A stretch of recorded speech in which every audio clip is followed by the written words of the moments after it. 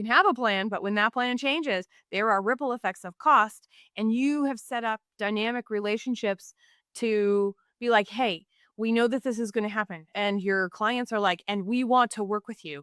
The only thing constant in our business is going to be change. If you got a problem with that, you should probably figure out something else, because if there's one thing that you could count on every day, it's going to be change. I'm so glad you're here. Thanks for stopping by. At the Bold Business Podcast, we are normalizing important conversations. Yes, there are tips. Yes, there are ways to solve problems. More importantly, are going to be, what do you need for yourself to be able to solve those problems and make the most of the education, the training, and the programs that you are already using. This is a supplement to that. It can sit on top of it, fuel your soul, fuel your mind, and most importantly, regardless of where you're at on your journey. Maybe you're starting out. Maybe you're ready to scale. Maybe you're going through reinvention. The conversations we are having will help you at each of those stages. So hang around, see what's going on, and I look forward to seeing you engaging with our videos. Wow! You are listening to the Bold Business Podcast, where you will hear firsthand experiences about what it really takes to ensure market relevance and your company's future. I'm excited about sharing this conversation with Colby Varley with you. He is the vice president and partner of a company today. Really shows the gamut of depth of knowledge, firsthand experience, as well as the change over time. And that's what we're talking about today, is that change over time, and really focusing in on his passion for helping people with product get it from where the product is grown or made or at to where the customers can engage and buy that product. We took a lot of twists and turns. 3 things that I'm excited to tell you that you are going to hear in this. The first is about standards. Being able to quickly change, quickly adapt, and do what it takes to get the job done with mutual respect is something that comes from solid standards that everybody is operating by within his company. The second is that data and technology plays a bigger role than ever before for this 40-year-old transportation company. And what they're doing with the data and the conversation that enables and allows is transformative, both for knowledge and deepening that relationship, as well as building trust and improving over time. And the third thing, this concept of too many good ideas, Colby called it opportunity confusion. And let me tell you, that is real. And he was sharing with us about how there are always going to be so many ideas. And with all of those good ideas, the business has insight that can be used to make those good decisions so that the day to day continues to set up the future for success at the same time. Are there things that you tolerate in your business that you wish were different but aren't quite sure how to make them different yet? I feel like for the most part, like if I'm getting consistent bad service or something that is not aligning with our standards or our program, like I'm not afraid to make a change. I think sometimes customers will do it to us too. If there's an issue consecutively happening, it's like, hey, we got to cut you back. So I think being mindful of that, and I think as the transportation has evolved with the more data that's available, it makes it a lot easier. Really? Tell me more about that. You get people that really care about this business, and at the end of the day, it's produce and it's money, and there's a lot of emotion in people that really care about their job. And you could do 100 loads correctly and on time delivery, and there might be one load that's late, and that seems to be the most important load of those 100 loads for whatever reason. There's nothing different about it from how they sent it to you, how you picked it up, how you delivered it. And whether they're having a bad day or whatever the case may be, sometimes a whole firestorm can come raining down on you. And ultimately, before we weren't able to track that kind of data. And now with having actual data, okay, we've done this many loads between this time period going to this place, and we've delivered all of them on time, and let's not let one load ruin the whole picture here. You got to look at the whole picture. So in that sense, it has helped. And also when you're slipping a little bit, you can really narrow down what carrier is it? Is it a certain carrier? Is it all the carriers? Like, well, why are we having this service failure? And then if it is one, you can pull all that data and go have a conversation with them and actually show them and say, look, like, here's what's going on. Here's where you are. Here's where the rest of the pack is. You're there to discipline them or tell them. But a lot of the times it's how do you use that to better the relationship? What can we do to help you get there? We want you to succeed. If they succeed, we succeed, the customer succeeds. And having that data to show them and say, hey, here's the data, not, you think this or I think this. Here's the data that supports it. So how are we going to move forward to correct it? So very proactive all the way around and curious along the way. Something that you said, what is the response that you get when you are like, oh, okay. Do people know that this is the expectation and that can happen? Or is there some surprise along the way? I can't speak for anyone else's business, but I try and set a really high expectation. And if you're not meeting the mark, we're going to have to figure something out. And a lot of it has to do with some stuff that you can't measure necessarily. Like for me, I'm worried about it, right? If something hasn't been going right, what's that worry worth on top of the customer, right? What's that worry worth for me to jeopardize my customer or vice versa? I'm going to feel better that I made a change. And the customer or the vendor, they expect me to do that, right? That's the expectation. Dude, you have to get this done. It happens. It's not forever. It's not like a fiery breakup where we're never going to do business again, right? It's just, hey, at this moment, our expectations are not in alignment, and let's take a break. Let's reset. Let me move some of that stuff off. And sometimes like they got to get right, or sometimes we got to get right. And it's like, hey, go get right.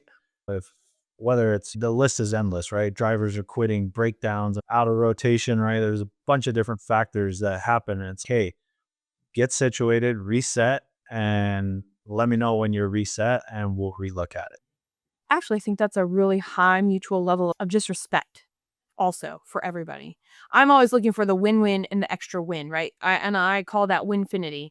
I took that from a conversation I was having on something like this. I don't even remember if might have been at the Jess plus Scott plus you shift. So it's something I did before this podcast, and we had a guest and they said, that's winfinity, when you have the win-win in the win. And I'm listening to what you're saying and how you just described that. And there's just a mess left behind to get to the end goal. It's okay, we have a job to do. It's not matching up right now. Or you have a job to do and it's not matching up right now. Let's go focus on that and then let's talk again. It sounds very respectful. Heck, I know there are times that I look back and I think, oh, a timeout would have been great. If we had just taken a timeout, we could have avoided all kinds of things. Eroded trust, bigger bumps trying to fix problems that have never really actually been said out loud, and then assumptions that we've made about each other because nobody ever said, hey, what's actually going on here?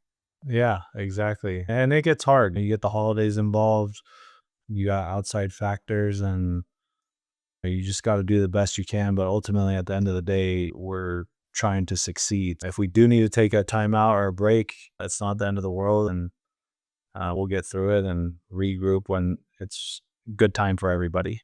You have a lot of moving parts, right? I mean, in transportation in general, and what you're doing when you've got refrigeration and you have perishable goods that you're moving from place to place, it feels like added complexity standing on the outside.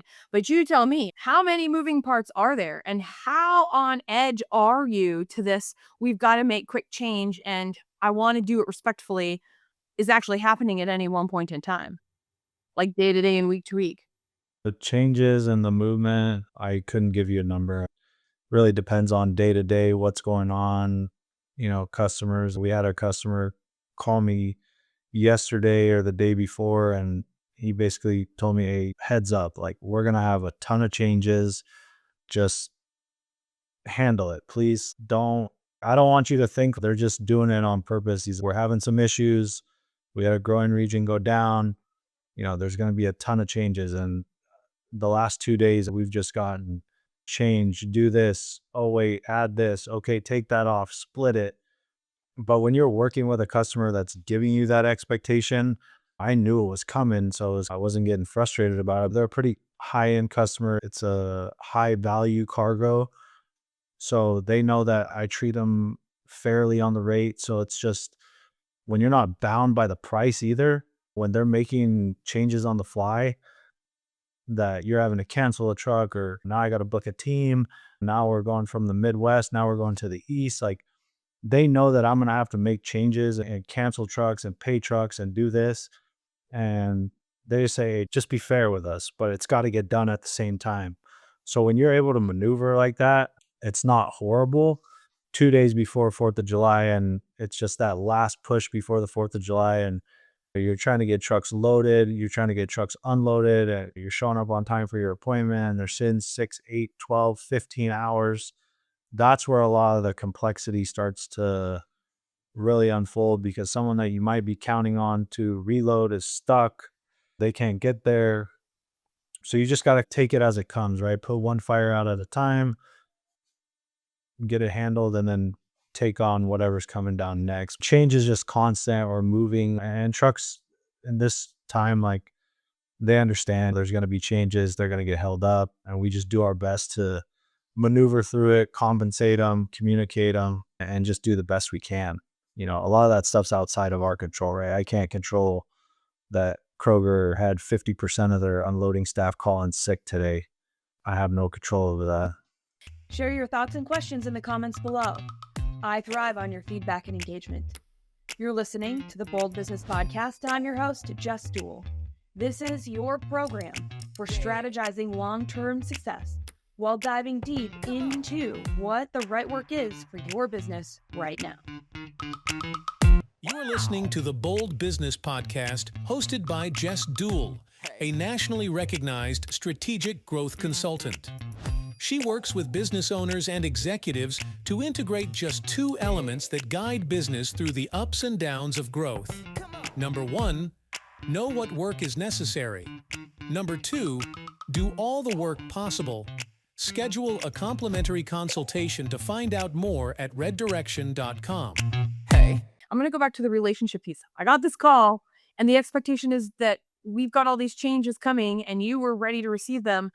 And that impacts the cost of every single aspect. Every time you can have a plan, but when that plan changes, there are ripple effects of cost. And you have set up dynamic relationships to be like, hey, we know that this is going to happen. And your clients are like, and we want to work with you. So being able to work with them and meet them there without whatever perceptions they have about what could happen with the price. And you said the words, just treat us fair. That is something that I think is very interesting in the sense of how we work together really matters. That's the key to our business, is trust. Is the trust in the longevity of the company that you now are a partner in, or is the trust built some other way now that there have been some ownership change? There is some, or a lot of trust, I'll say, with the ATS name brand. Started in 1984, so we're going to be 41 years old. A lot of it comes down to, I always look at it like ATS is that big umbrella. And yes, I am part owner, and that's great. But at the end of the day, I'm an individual under that umbrella that's providing a service. So yeah, the ATS name brand and all that is phenomenal. But at the end of the day, it's me or my partner or the other 3, 4 other great salespeople that we have that do the job. It's really on them, right? The ATS umbrella is just the firepower of the infrastructure and the after hours and the accounting department, the insurance, and all the things that allow us to be great. Ultimately, it comes down to, do my customers think that I'm trustworthy? Do my partner's customers think he's trustworthy? Yeah, it is B2B. It's really person to person, I think, ultimately.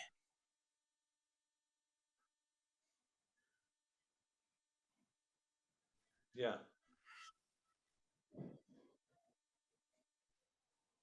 Absolutely. Yeah, it's daily, multiple times a day, and sometimes it's seasonally. It really depends. But yes, it's transactional. But to your point, longevity is the key, and having that trust builds that, allows that longevity to continue. There's this guy, I'm gonna call out Oleg, he's gonna love this. He knew me when I was 20 years old. That was a long time. I'm now 47. The fact he's seen me in 3 different roles in my career, and he's stayed the same as a technology guy that whole time, also though at some different companies along the way. It's amazing when you build these relationships that last, that have trust. Some of these people are just around and they're part of the journey regardless of where our journey goes. And I'm guessing it's gonna be fruitful because we are the power of our network in the grandest area. Absolutely. Yeah, and your Um, reputation is everything. yeah. So that's an interesting side note. I'll have to make a little note to tell him we talked about him. And Oh, he then 9 minutes and 28 exactly. seconds. That's exactly right. I'm like, "Oh, that's great." It's interesting because what you said, it's every single day we're there. They are the people who we're talking to, and here's what happens and, how many so do you know I'm just thinking about the data part now. So if you don't track any of this, just say it. I'm just thinking about so if you there's a lot of stuff I wanna ask you about that, but one of the things I'm like, so or do you know the length of the relationship for in general, for your customers that you have? I don't have the average length, but most of them, I can say for mine, a lot of them have been with us probably quite as long as I have. So probably around 8 years.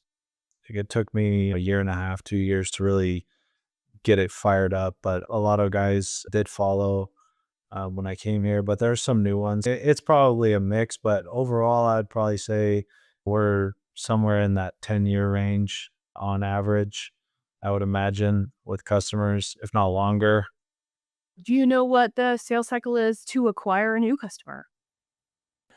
It really varies. I can tell you, I think it depends on the freight market, what kind of freight market we're in.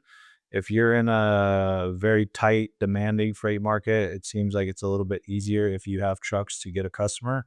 If they're struggling in today's freight market, it's been oversaturated for 3 plus years. It's very difficult, very difficult. You can cold call, you can do all that. For me, I've really moved to trying to be more tactical, like what relationships can I use?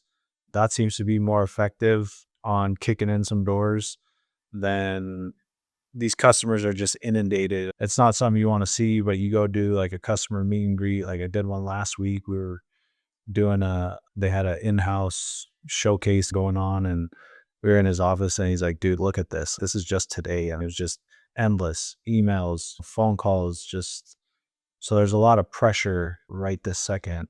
So you really have to find a different way to stand out. Not sure if the cold calling and the cold emailing is super effective unless you're in some sort of ultra niche market that you're not just a regular freight guy. Or if you happen to get it at the exact right time when the straw broke the camel's back and something's gotta happen. Those are few and far between, but yeah, no, I can see. Now I'm okay, so I'm gonna come back to that because I think that's interesting, the cycle of your business and the pressures that you have to keep those clients because having a client for 10 years on average is a huge accomplishment. And that is something that there's so much knowledge and wisdom in that. And then of course there's but we can't always do what we've been doing because everything around us is continuing to change. So I want to come back to that. I want to stay with the data for just a minute. You had said we're starting to track and we're tracking now things so we know how many things go right for the one thing that goes wrong every once in a while. So it's not based off of our most recent memory of failure, but it's actually based off of data of here's actually what's going on. Is this newer to your organization? Is this something that has been around for a while and you're just leveraging more now? Data's kind of been around a little bit longer than we've really been dabbling in it. We made a significant investment to upgrade our internal software 2.5 years ago, which was a game changer for us. And we had some customers that were doing, they call them like a scorecard or a report card, right? So there's a couple clients that were doing that, which they were tracking all that stuff on their side. But obviously, not every customer is equipped or looking to do that. So we really started pinpointing, obviously with our system, it makes it a lot easier now to extract that data. So we started looking at that. It'll tell you everything, pretty much anything that goes into it. It can give you a report on it. But one of the main things was customers were really concerned about on-time delivery metrics. Started over the last 2 years to just have some customers share theirs. We don't really share it unless it's requested or we're doing like a customer meeting. Let's say they're a seasonal shipper and we want to talk about last season as we head into this season. But a lot of good data stuff, like we were talking to a shipper and we were going over the on-time delivery and it wasn't as stellar as I'd like it. It was close, but it's a wintertime thing. So we had a lot of wintertime related lates, interstate shutdown, whatnot. And then we brought out the average dwell time at their facility and they had no idea. Trucks are checked in 6, 7, 8 hours. I think their average load time was like 7 hours. And it was like, hey, were you aware that your average load time from the time that the driver checks in to the time he gets his paperwork is about 7 hours? And they had no idea, right? If we could cut that down maybe 2, 3 hours, maybe that would help. Just some internal data, or how long are we sitting at the places that you want us to go, right? Everyone's price conscious, this, that. Hey, how much did we bill you in accessorials for detention or layover, this and that? And that can correlate to those numbers, right? It's, hey, every time we go deliver at this place, it takes us 8 hours. Maybe that warrants a conversation of, hey, is there a reason that every time I send my truck to you, they sit for 8 hours? So just those kind of data points to share with the customer. How do we make it more efficient? How can we make it better? Does it make us more cost effective? Am I able to save you money by not having to charge a layover or detention or whatever the case is, or added pickups? There's so much data available to share with them that they're not tracking. They're just worried about sales. And I was just reading an article earlier this week. It was talking about all these unexpected things that happen to companies that get the product that's being transported. You mentioned detention fees, which is also, oh, that was in this article. There were some other things about how long it stays in a certain place. It sounds to me like when the people are waiting at the truck to have it be unloaded, that's actually a cost because the person is there on site waiting for the next step. And so when I'm listening to that, I'm thinking your data is your differentiator in a way. And I know you were saying that there was something around the need to what is going to make us stand out in this kind of market. And I'm curious, are you having positive response with these people, with your clients to be able to say things like that, that you're like, hey, we've given ourselves this report card, whatever you're calling it, and we wanted to share it with you. This is where we think we're doing really well. This is where we don't think we're doing really well based off of the data.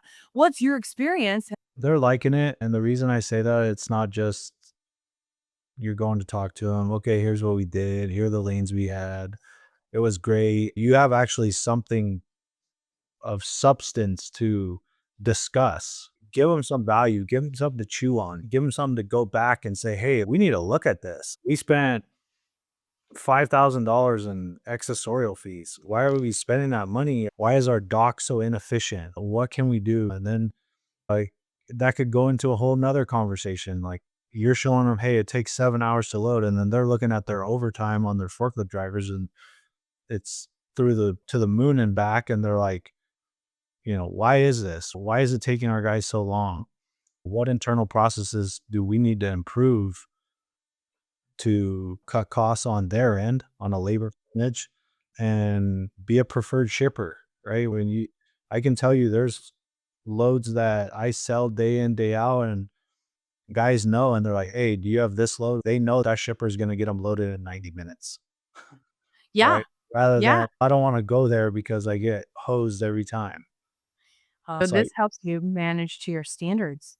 That's where. it just helps. And then the shipper should want to be a preferred shipper, right? You want truck drivers to come to your facility. You don't want to be that shipper, that receiver that has horrible reviews on Google or Yelp or whatnot. And that's known in the industry as, take a lunch and a dinner because you're going to be there so long. You don't want to be known for that.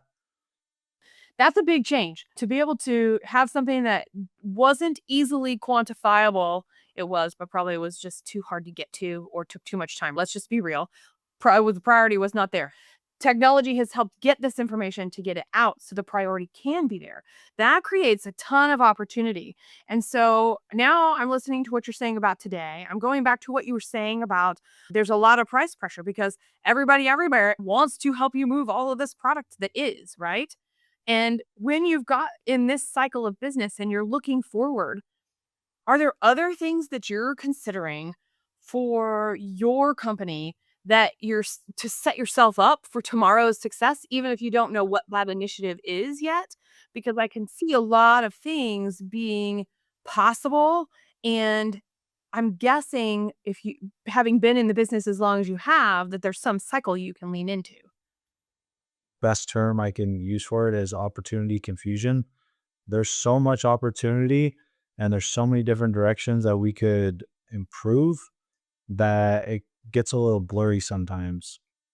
So I think the best way that we kind of look at it or we approach it is we kind of let the business tell us from a higher level, looking down, whether that's looking at financial statements, whether that's looking at customer trends, whether that's looking at truck trends, whether it's looking at employee trends like, hey, we've had X amount of people call out on these shifts on certain days. Maybe we need to add another person to that shift just to make sure that we're covered there. So looking at letting the business tell us where do we need to focus? Like I said, it could be financially, it could be from what customers are telling us, could be from what carriers are wanting from us. So whatever those things are, we kind of let it tell us. I do think there's some opportunity technologically that we haven't quite taken advantage of yet that I'd like to explore. But I want to be clear, I'm not the guy looking to use technology to replace people. I'm looking to integrate technology that's going to enhance people. So if I can get something to do something for a person that frees them up to talk to a driver, to talk to a customer, that's what we're going after. We're not looking to be automated to where you call in and you're talking to a bot. That's not us. That's where I think, to broadly answer your question, letting the business guide us. But yeah, there's some opportunity to use some more tech to make our people better. I'm your host, Jess, Dewell, and we're getting down to business on the Bold Business Podcast. This is where we're tackling the challenges that matter most to you with actionable and achievable advice to get real results that lead to your success. Don't forget, press that bell icon so you never miss a program. And it's time to subscribe as well. Focused on growth?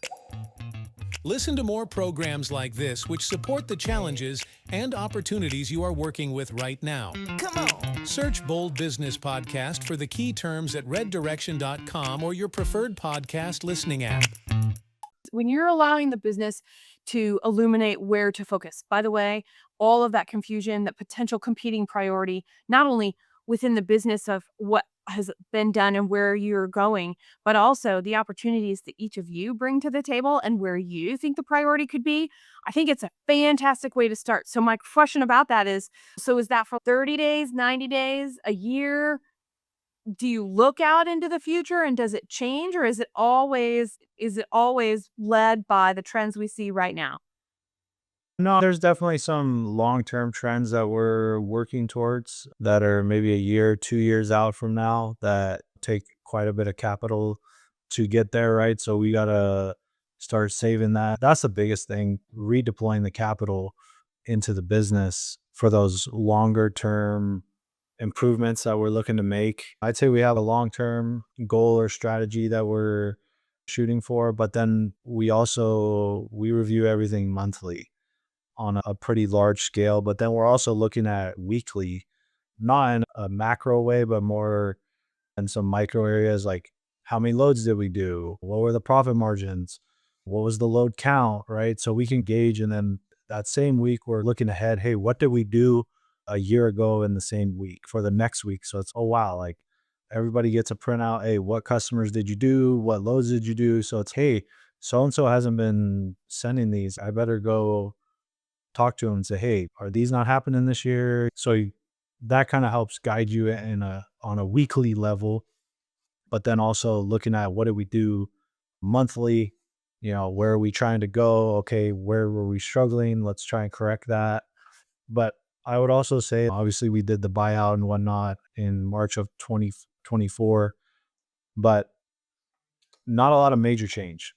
We're looking, we're not doing anything drastic. We didn't do anything crazy. It's just trying to make little changes, little adjustments, just to see what feedback we get. Is it good feedback? Is it bad feedback? Is it working? Is it not working? So that's another big thing, like not trying to make huge changes overnight.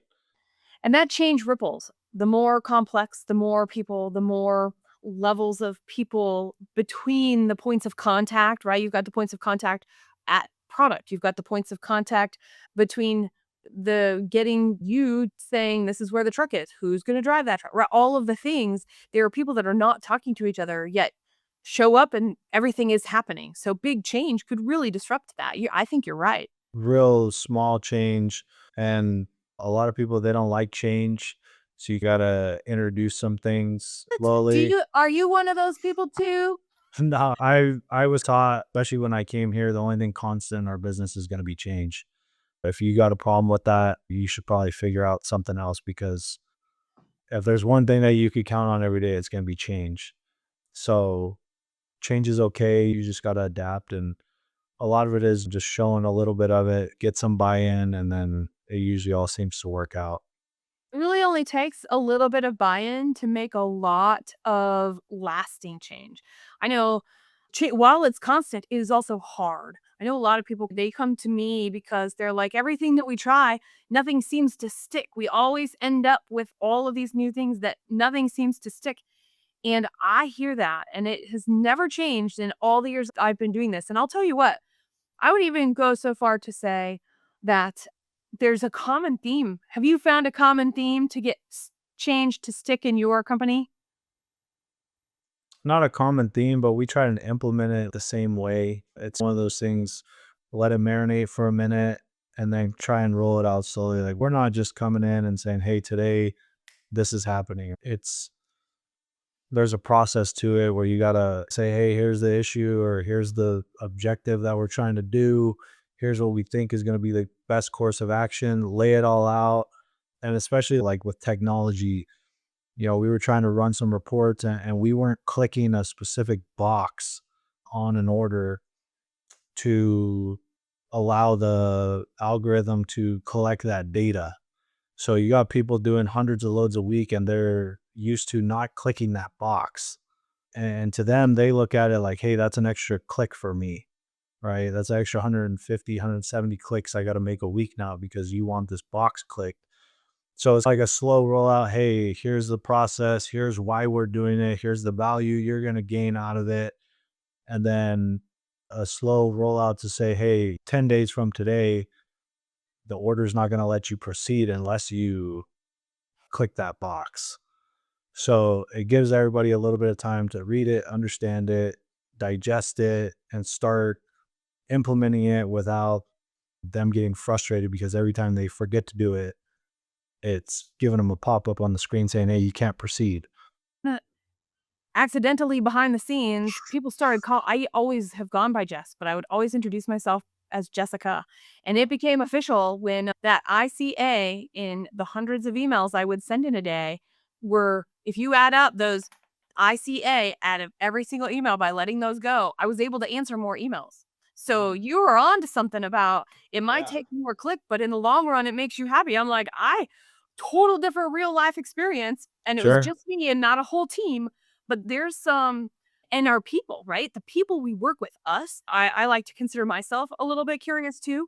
I love how curious they are. And so when you let that marination happen, what occurs? Okay, it's an extra click. Can I buy into why you told me it's important, Colby? And I get that it's going to be becoming permanent, so I can do this buy-in and I'm feeling like I understand. But that first time I get the response back and I get the benefit that you said I was going to get, that's going to be the biggest point. That full circle of moving people along closely, but then go, you remember that benefit? Look what this did for us. It actually did, and it's on par or it's more. Or turns out we found something else that actually we need to work on next. Crazy. Yeah. And sometimes it doesn't come from us wherever we are. It comes from the people who started checking the box.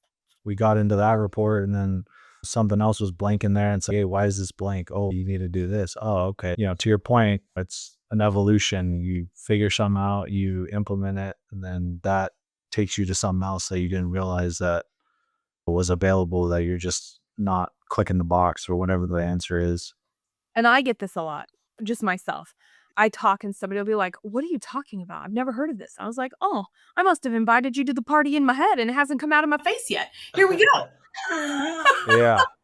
And that's actually right. That's actually a truth too. I think people don't recognize, and I'm included in that. I'm like, where did that come from? And I wish somebody would tell me they had already invited me to the party. I just hadn't come in the door. It's okay. Yeah. We'll get there. Awesome. Yeah, exactly.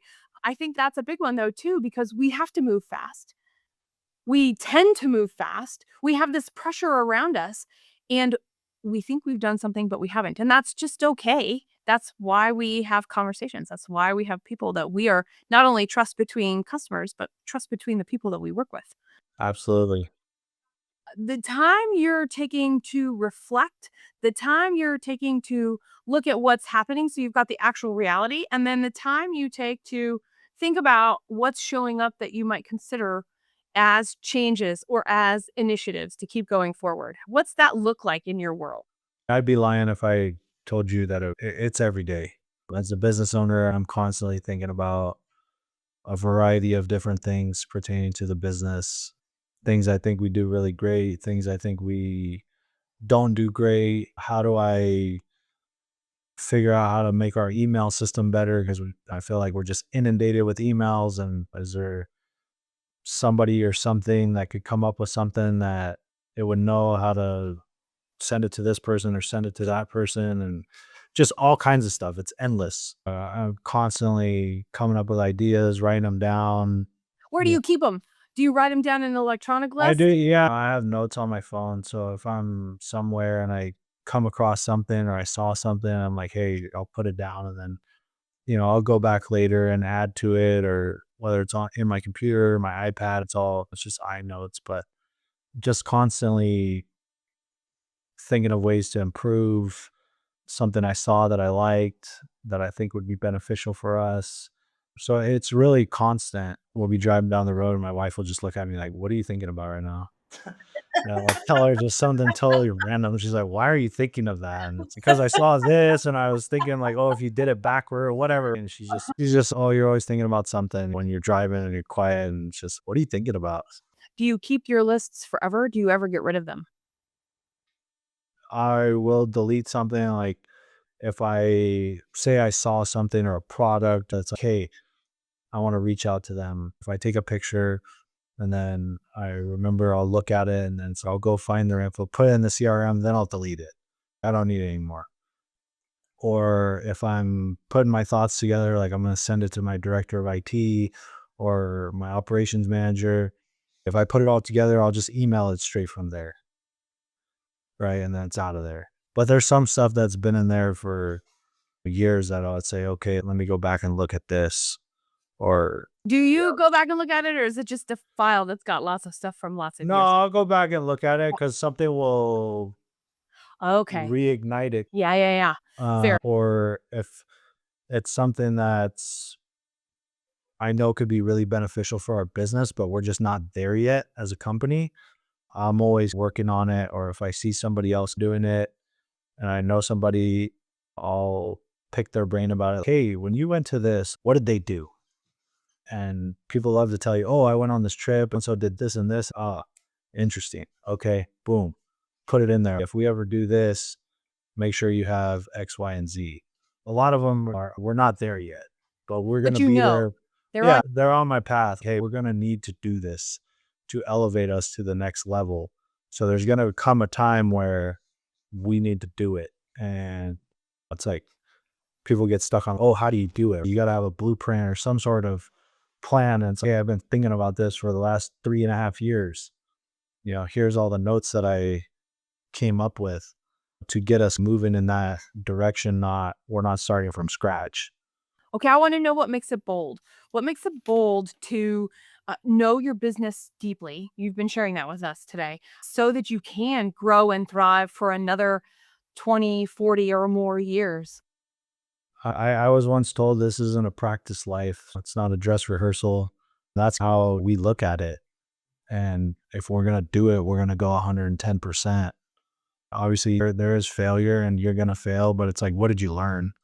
Something doesn't work out. What did you learn from it? I think that's what makes it bold. Staying on that North Star, on that North path. We know where we're going. It's way out there, but we're going to get there, not overnight. And just knowing that, being okay with it, and showing up and doing your best every day. Every single time I have a conversation, I take away something that I want to share with 25 people. I know when you're listening to this podcast, you're also listening for that and will have something that you want to share. In the comments, I would like for you to engage with us. What is that thing that you want to tell 25 people from this program? Here's why it's important. It's important because, yeah, there are going to be how-tos. Yes, there are going to be steps. Yes, you're going to be like, oh, I wish I wrote that down. I wish I wasn't doing this and I could actually take action on that right now. But guess what? You're not. So engage right now, because that one thing you want to share with others will be the thing that you can figure out how to incorporate in your business, in your workflow, in your style tomorrow. Wow! Jess hosts the Bold Business Podcast to provide insights for building a resilient, profitable business by deeply understanding your growth strategy, ensuring market relevance, and your company's future. It is bold to deeply understand your growth strategy with your host, Jess Dewell. Get more information about how to drive solutions and reset your growth mindset at reddirection.com. Thank you for joining us, and special thanks to our post-production team at The Scott Treatment.